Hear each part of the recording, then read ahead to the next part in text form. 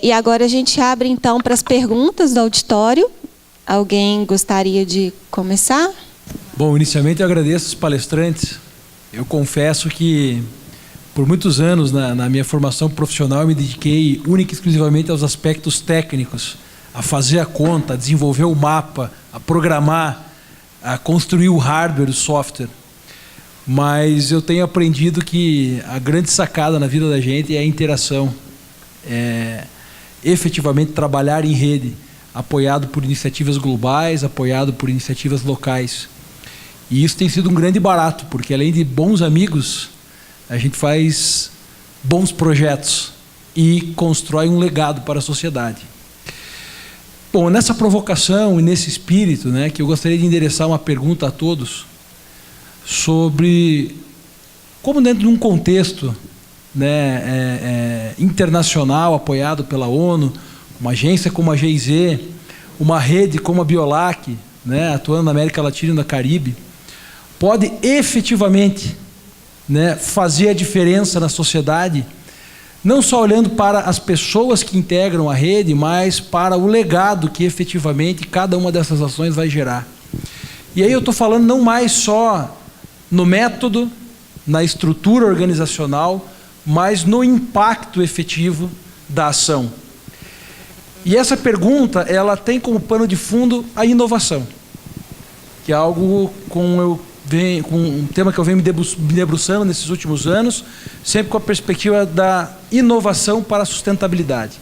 Então, se vocês pudessem, de alguma maneira, aprofundar os debates acerca da inovação para a sustentabilidade como ferramenta para promover o desenvolvimento social. Talvez, Gustavo, a primeira coisa a fazer é olhar para fora da nossa caixa, né? Vendo lá o que você falou no começo, que como um bom técnico no começo da carreira, você se preocupava com soluções técnicas, né? Como que você avalia o impacto de uma inovação para a sociedade? Tem que conversar com a sociedade, tem que perguntar à sociedade. Às vezes uma coisa que faz muito sentido dentro da sua caixa técnica, seja um técnico engenheiro, seja um técnico que trabalha com cooperação, é uma coisa que pode não fazer tanto sentido para quem está lá na ponta, para quem realmente vai usufruir desse impacto.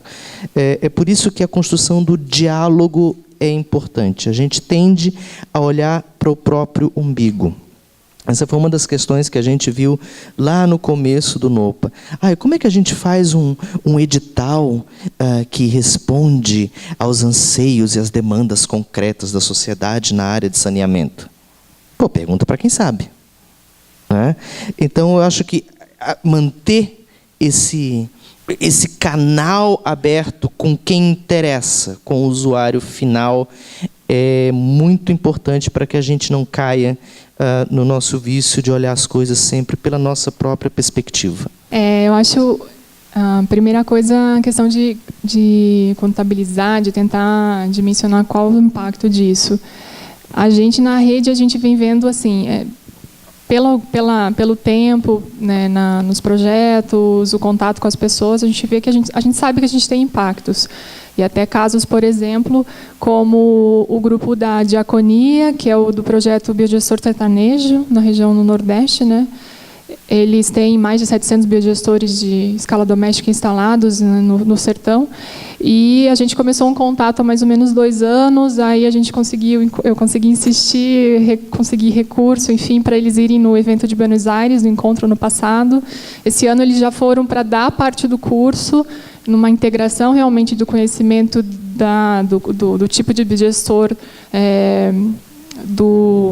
usado no Nordeste, né, que é o de cúpula móvel, com o da América Latina, que é mais o de bolsa. E eles falam assim, que aprendemos muito já com a rede, já fizemos mudanças no projeto que a gente tem, por causa do contato com a rede, com o que a gente aprendeu na rede nos outros encontros. Mas a gente está tentando agora implantar, está criando um processo, vai ter um questionário para tentar buscar um pouco mais de indicadores de quanto é esse impacto desse trabalho, né, o quanto a gente consegue multiplicar. e levar esse processo para mais gente. E a parte de inovação, eu acho que o importante é, a gente já vem conversando sobre isso, é entender que cada projeto é um projeto, cada realidade é uma realidade, a gente precisa encontrar a melhor solução para aquele caso. No outro painel também foi falado disso. Então, inovação é a gente levar o que se precisa para aquela região e que está demandando e vai fazer alguma diferença. Então, eu acho que isso não existe inovação se não houver essa difusão, esse levar para a rede e saber o que está acontecendo no campo mesmo. Até queria comentar só, porque eu esqueci de falar na apresentação, a foto que a Kátia colocou na apresentação me lembrou muito isso tudo que eu venho aprendendo com a Rede Biolac, né? E acho que realmente é importante a gente lembrar que as tecnologias, as grandes inovações, os grandes projetos que a gente faz, precisam também, em algum momento, impactar essas regiões, que a gente precisa levar todo mundo junto. Então, acho que essa lógica da inovação, sustentabilidade, lembrando que sustentabilidade tem esse lado social também. Sou engenheira, também já tive esse lado bem técnico, mas hoje em dia eu tenho essa luta por esse lado mais social. Sim, inovação para a sustentabilidade. Eu acho que podemos inovar a todos os níveis. O seminário dos 2 últimos dias era falar sobretudo inovação ao nível tecnológico, técnico. Mas minha fala era para dizer também que tem possibilidade de inovar, mirar a possibilidade de sustentabilidade. Não só, isso é bem importante, mas também ao nível das práticas, ao nível dos modelos para implementar. Inovação ao nível do financiamento, a inovação ao nível das políticas também é bem importante. E instituições local, estadual, nacional, internacional, todos são importantes. E a inovação vem através de diálogo. E o que é bom agora é que com a nova tecnologia de informação, comunicação, é possível facilitar esse diálogo entre vários atores a nível horizontal. Agora tem possibilidade que municípios de Brasil com Índia, com África do Sul, com Canadá podem falar junto. Tem possibilidade também que sobre um mesmo tema vários níveis de governos até o nível da ONU podem intercambiar também. Isso facilita muito a adoção da inovação. E uma palavra não é totalmente vinculado com isso, mas tem também, falamos de boas práticas, todos os níveis também tecnológica, mas tem muito que aprender também dos erros, das malas práticas. Sempre vamos ver boas práticas, mas acho que talvez podemos aprender mais dos erros que do sucesso. Isso também não é só a nível tecnológico, mas também ao nível das práticas, políticas, modelo de gestão, de financiamento. Então, tem que ficar aberto para qualquer iniciativa que seja boa ou mala, podemos aprender e, a partir disso, inovar. Eu conheci a época da GTZ. O FMG teve, acho que 9 anos, se eu me engano, de projeto com a GTZ. E, naquele momento, o modelo de cooperação era diferente, né? Tinha um ingresso de recursos, era possível. Eu lembro que a UFMG conseguiu um grande avanço à época em termos de laboratórios, instrumentação, né? Equipamentos de modo geral, mas também recursos que permitiram uma aproximação com diferentes tipologias industriais à época, curtumes, têxtil, laticínios. E no meu entendimento, houve um avanço muito grande naquele modelo. No modelo da GIZ mais recente, a gente esteve envolvido também no Probiogás, né, juntos, né, e que trouxe também grandes avanços para o país, mas eu entendo que o legado maior fica no que foi desenvolvido em conjunto, nas publicações, nos guias, a questão também de contribuição para o marco legal, né, Gustavo? Mas, ao mesmo tempo, eu sinto que houve algumas dificuldades. O Christoph ontem relatou aqui a questão de equipamentos importados e peças de reposição que não havia. E eu me lembro que numa das reuniões na Alemanha, quando foi aplicada aquela metodologia ZOP, a gente defendeu que houvesse também, que a GIZ tivesse uma visão de ajudar na nacionalização de equipamentos, de modelos alemães, né, de fortalecimento da indústria nacional, exatamente para evitar esses problemas. Então, eu queria que você comentasse um pouquinho se nesse aspecto, né, não seria possível alguma coisa, talvez mista, né, entre o modelo GTZ e GIZ, porque eu sinto que a contribuição poderia ser mais efetiva se a gente tivesse contribuído para uma parceria que fortalecesse também a indústria nacional, mas principalmente a questão de assistência técnica, de tropicalização de equipamentos, tecnologias, face a algumas dificuldades que a gente enfrentou. Essa é uma pergunta muito boa e é uma pergunta que a gente já tem que responder algumas vezes. O mundo todo mudou nos últimos 30, 40 anos e tal, mas talvez da nossa constelação o que mais mudou foi o Brasil. Então, para explicar um pouco de por que isso aconteceu dentro da cooperação alemã. A GIZ continua tendo essa mentalidade de financiar equipamento, né, o hardware mesmo. É que fazer isso no Brasil é uma ideia que não cola mais com os alemães. Né? A ideia... Tem um certo fundamento, é que o Brasil já não precisa disso. Então, se você olhar o portfólio da GIZ hoje, e você ver o tipo de cooperação que nós temos com, por exemplo, alguns países... Vou dar um exemplo aqui, que eu conheço bem, Moçambique, por exemplo, e você vê o portfólio da GIZ no Brasil, você vai ver que as coisas são radicalmente diferentes. Né? No Brasil, a gente cuida agora principalmente da construção conjunta. Por isso eu falei da parceria estratégica. Então, por um lado, a gente fala de uma cooperação mais de igual para igual, que é muito bom, e isso tem um preço que é que a gente espera uma contribuição maior também do lado brasileiro. Entretanto, ainda existem outros. A GIZ é um instrumento da cooperação alemã. Ainda existem, sim, vários outros instrumentos que são acessíveis, às vezes a gente não vê muito eles, mas que são acessíveis para esse tipo de demanda, por exemplo.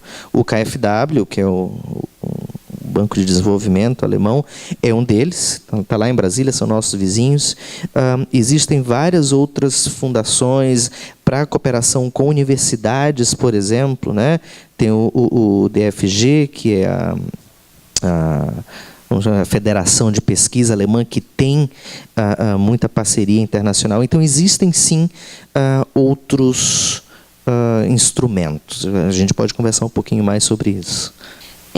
Eu gostaria, então... Alguém mais tem uma pergunta? Eu queria fazer uma pergunta que não é o foco exatamente da discussão. Ela tangencia, mas eu acho que ela vai ter uma interferência grande aí na discussão das relações público-privadas, desenvolvimento de tecnologia, etc., que é o problema da burocracia na pesquisa no Brasil. Eu lembro com saudades o tempo que a dificuldade que eu tinha era fazer análise de variância no braço, porque não existia ainda a calculadora capaz de fazer isso. Atualmente, me parece que quanto mais se rouba em Brasília, mais carimbo e mais orçamento se pede para que os pesquisadores consigam atender aqui na outra ponta.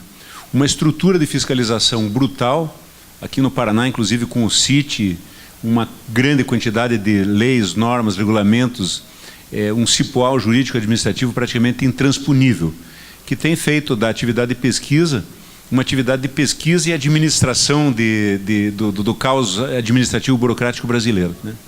A minha pergunta é o seguinte: quanto que a burocracia do Brasil atrapalha na visão das instituições internacionais e nas instituições como o Red Biolac, que fazem a tentativa de estimular a ação da pesquisa junto com sociedade, junto com o objetivo para você chegar numa definição final de algum produto para ser ofertado de fato. Né? Fico super tentada a responder sua pergunta, mas eu sou moderadora, então vou ficar no papel de moderadora. Então, vou falar rapidamente, já que vocês me concederam. Concordo muito com o que você está falando. Né? Esse marco normativo que a gente tem hoje, de ciência, tecnologia e inovação, ele vem muito nessa lógica de trabalhar em alguns eixos. Né? E um dos eixos para que a gente avance a inovação no Brasil é você ter um ambiente mais leve para a realização de pesquisa. Né? Senão, o pesquisador, como você está falando, na prestação de contas, né, e na gestão do seu laboratório, ele fica sem tempo para fazer aquilo que é o foco, que é exatamente a pesquisa e prospecção das parcerias. Uma das coisas que mudou no marco normativo, e que eu não sei se é a solução, se vai ser suficiente para atender, né, esse contexto, até porque é muito novo, é difícil de medir os resultados, é exatamente uma mudança na lógica, por exemplo, da prestação de contas, né, para as agências de fomento. Então, é uma análise agora muito mais qualitativa de resultado. Né? Então, órgãos como o CNPq, FINEP, eles já estão se organizando internamente para, por exemplo, exigir do pesquisador que seja mais uma prestação de contas qualitativa, e, em alguns casos, como amostragem, eles vão a fundo na prestação de contas, ticket de passagem, né, para comprovar se fez ou não a passagem, táxi, etc. E eles vão pegar assim como a lógica que é de imposto de renda. E a outra coisa, para importação de equipamentos. Né, então, tem, por exemplo, do ponto de vista tributário, desembaraço aduaneiro, uma lógica diferenciada para tratar quando o pesquisador estiver importando, né, ter todo o trâmite mais acelerado para importação, e também uma isenção fiscal para insumos de pesquisa, equipamentos, etc.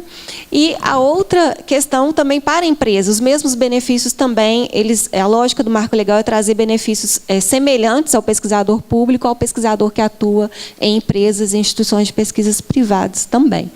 A gente espera que isso alivie, né, o dia a dia dos pesquisadores, mas eu concordo com você que a lógica é muito mais de presunção de má-fé, né, na atividade, e isso atrapalha muito, né, o dia a dia e o foco no resultado, que é o que a gente está discutindo aqui nesse painel. Isso prejudica muito, se perde muito tempo em processo de justificativas e toda essa burocracia. Nessa experiência do CIBiogás com a rede Biolac, eu já dei um exemplo, que foi esse caso dessa contratação, a gente teve que encontrar uma outra forma que não houvesse essa transferência de recurso. Eu acreditava que fosse toda a América Latina que tivesse o mesmo nível de burocracia. E nessa experiência que eu tive, eu percebi que não. Eu não sei se pode ter sido uma experiência localizada, assim, mas, por exemplo, Nicarágua, Costa Rica, Chile, Colômbia, todas essas pessoas ficaram bastante assustadas com toda a burocracia brasileira. Então, exatamente, e essa explicação que eu tive que dar para eles, olha, quanto mais se rouba, mais o processo fica burocratizado, que parte do princípio que todos vão dar um jeitinho de fazer também.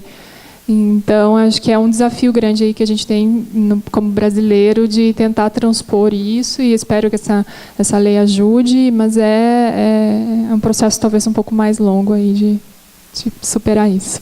Pequeno mensagem sobre isso, não conosco pessoa que não pode concordar com você. Quem está de acordo com burocracia. Mas meu mensagem é: qualquer sociedade, qualquer organização, temos, infelizmente, burocracia. Sul canadiense, temos burocracia. Na ONU, temos uma burocracia. Não quero falar disso, porque vou perder meu emprego. Meu irmão trabalha com uma cidade de Montreal, tem burocracia incrível. Então, quando temos uma organização bem importante, quase sempre qualquer país, qualquer sociedade, temos burocracia. Então, óbvio, o desafio é diminuir. A gente pensava faz 10, 15 anos com as novas tecnologias de informação, computador, tudo que vamos diminuir, tratamento da informação, calcular tudo, mas finalmente, agora, eu acho que qualquer organização precisa entre 20% e 40% do seu tempo na burocracia. Pesquisador também, funcionários. Vou terminar sobre isso. Sempre estou pensando ao nível municipal. Óbvio que tema como esgostos, sanitação, é muito a esse nível, a nível estadual também, mas vi aqui no Brasil que tem, como não tem em muitos países, tem obrigação das cidades as prefeituras fazer muitos planos. Muitos países as cidades têm que ter um plano de desenvolvimento geral. Mas aqui no Brasil, as cidades têm que fazer plano de desenvolvimento, plano de mobilidade, plano de saneamento, plano de água, etc. Então, e quando vemos que temos pequena ou mediana cidades que não têm todos os recursos, a possibilidade de fazer tudo isso não vai facilitar a implementação, concretização de obras, de infraestruturas. Então, óbvio, todos estamos de acordo e tem que fazer, tem espírito aberto para diminuir isso. Obrigado. O que a gente pode dizer da burocracia? Pedra no sapato, e não só do pesquisador, mas de todo mundo. Mas eu posso te contar uma história. Quando eu fui trabalhar na GIZ, depois de alguns anos trabalhando no governo alemão, no governo brasileiro, eu pensei assim, nossa, agora as coisas vão ser menos burocráticas. E de alguma maneira, sim.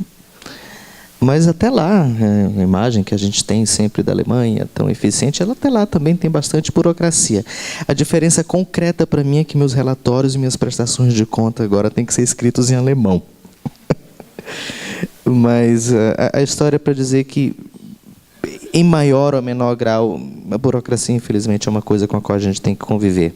Eu só acho que talvez seja um pouco perigoso o excesso de autocrítica. Talvez a gente tenha algumas soluções criativas daquela boa criatividade que te permite trabalhar um pouco melhor, mas eu sei que essa é uma não resposta. Gostaria, então, de agradecer os painelistas e a oportunidade de moderar essa atividade aqui. Obrigada. Para a gente proceder, então, com o encerramento do primeiro Seminário Nacional sobre Estações de Esgoto Sustentáveis, eu gostaria de te convidar aqui ao palco o coordenador do INCT ET Sustentáveis, o senhor professor Carlos Chernicharo, e também convidar o coordenador do Núcleo ISAE-FGV, senhor Gustavo Possetti, que farão o encerramento aqui conosco. Por favor. Uau! 2 dias de evento, debates, discussões, 7 painéis. Eu, particularmente, estou muito feliz, muito satisfeito com os resultados de um evento que ainda não acabou. Então, com base nisso, eu gostaria de deixar alguns recadinhos paroquiais para aqueles que prosseguem conosco. Visita técnica amanhã a partir das 8h30, saída ao lado do museu. Por gentileza, conversem com os profissionais que estão alocados aqui à frente do auditório para ratificar se o seu nome, de fato, está na lista dos participantes. Ao longo desse evento, que não foi um evento fácil de fazer, professor Carlos, a gente tentou tomar algumas medidas, de fato, olhando para a questão da sustentabilidade. Então, saibam que a gente foi além do café orgânico. Na realidade, está sendo feito um inventário de gases de efeito estufa. Neste mês ainda, ou no início de dezembro, nós teremos o plantio de algumas árvores como medida de compensação. Os banners que estão aqui alocados serão repassados para a Universidade Livre, vamos ver aqui o nome, mas é a Universidade Livre para a Eficiência Humana, que é uma instituição do terceiro setor que faz o reaproveitamento desses materiais. E a gente gostaria de deixar algum legado, né, e que isso ficasse de fato registrado. Portanto, os trabalhos que foram aqui apresentados na forma de sessão pôsteres serão organizados em um livro. Os anais desses primeiros seminários serão disponibilizados a todos, assim como será lavrado um relatório com as principais discussões que foram aqui feitas, bem como disponibilizaremos para todas as apresentações aqui reportadas e o material de vídeo que de fato foi aqui registrado. Bom, não foi fácil fazer um evento, em épocas de pouco patrocínio, a coisa só aconteceu por conta das cooperações efetivas. INCT, ISAE, Sanepar, ABS Paraná conseguiram efetivamente reunir esforços e, de forma muito sábia, conseguiram conduzir, né, um evento que contou com vários parceiros, vários apoiadores, inclusive alguns internacionais que estiveram aqui conosco e que nos possibilitaram, né, a realização de um primeiro sonho, né, professor Carlos, no âmbito do NCT, que é o primeiro Seminário Nacional sobre Éticas Sustentáveis. Nesse sentido, vou passar a palavra para o professor Carlos, mas agradeço demais, né, a presença de todos aqueles que puderam estar conosco nesse evento, a todos que efetivamente contribuíram com suas palestras, aqueles que contribuíram com a revisão dos artigos, aqueles que contribuíram com a estruturação dos anais e aqueles que efetivamente ainda continuam conosco nessa jornada do INCT. Minha especial gratidão a todos os parceiros que estiveram conosco durante todas as horas de organização desse evento. Não é hoje apenas, né, professor Carlos? Mas, nesse sentido, eu passo a palavra ao professor Carlos aqui para que possa fazer o endereçamento de suas considerações. Gustavo roubou metade das minhas palavras, também saio daqui com um grau de satisfação imenso, né, plenamente realizado. Antes de fazer o encerramento final, eu queria pedir que a turma local, aí, a meninada que estava com plaquinha de tempo, Maíra, a turma nossa do INCT lá também, acho que levantem-se, vão, por favor, Maíra e as meninas, meninos, Júlio está por aí, trabalho impecável da meninada, comandada ali pelo Júlio e pela Maíra, né? Então, nosso muito obrigado. 2 recadinhos finais, os certificados serão enviados posteriormente, na condição de vocês responderem um questionário de avaliação do evento e uma pequena pesquisa que a Maíra vai entrar em contato com todos os inscritos. Então, em nome do Núcleo ISAI, em nome do INCT geral, agradecer imensamente a todos os outros parceiros do INCT que estiveram presentes, André, Vanderly, Hugo, Isaac, Roque e todos os colegas dessas instituições parceiras que vieram, que prestigiaram, os coordenadores de mesa, painelistas que disponibilizaram o seu tempo. Então, nosso muito obrigado a todos, né, e especialmente a plenária, a plateia que ficou presente até esse momento. Possivelmente em Fortaleza, a gente vai definir data, local, mas em breve a gente vai estar anunciando o 2º Seminário Nacional do INCT. Gustavo, um grande abraço.